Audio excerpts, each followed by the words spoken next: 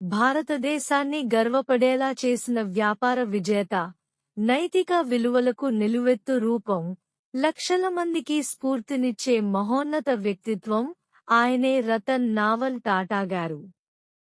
పుట్టుక, బాల్యం.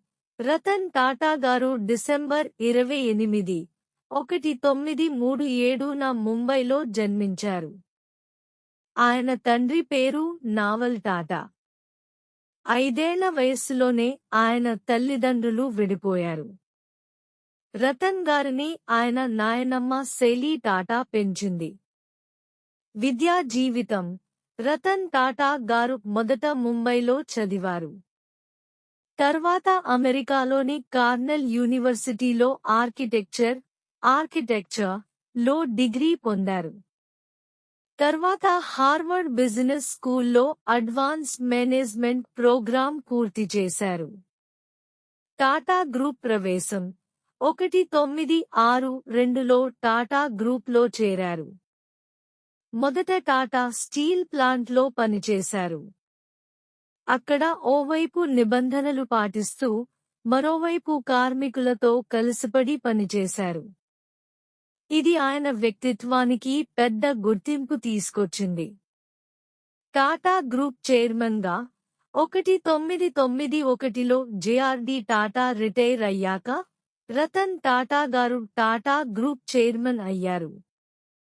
ఆయన నాయకత్వంలో టాటా ఇండికా, భారతదేశపు తొలి స్వదేశీ కార్, టాటా నానో, ప్రపంచంలో అతిచిన్న ఖరీదైన car, Tata consultancy services, TCS, Tata tele services వంటి కొత్త బ్రాండ్లను ప్రారంభించారు.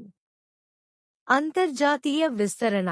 రతన్ టాటా గారి నేతృత్వంలో టాటా గ్రూప్ ఎన్నో అంతర్జాతీయ కంపెనీలను కొనుగోలు చేసింది.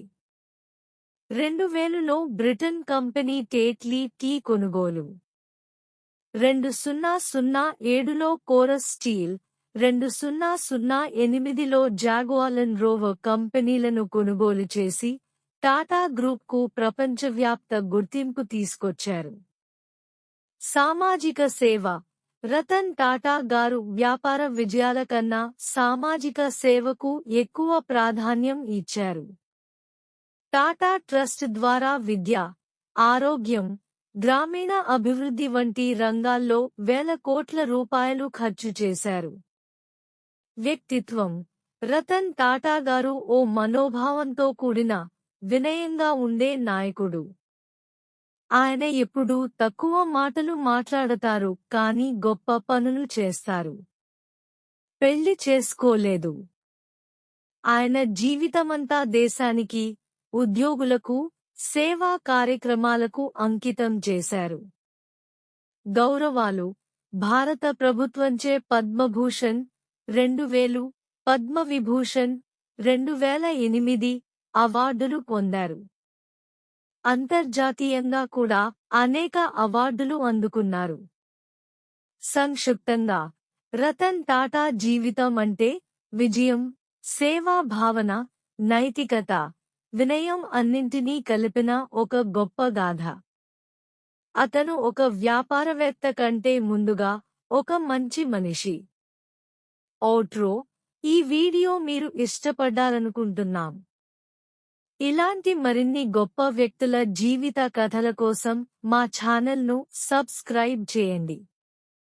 ధన్యవాదాలు.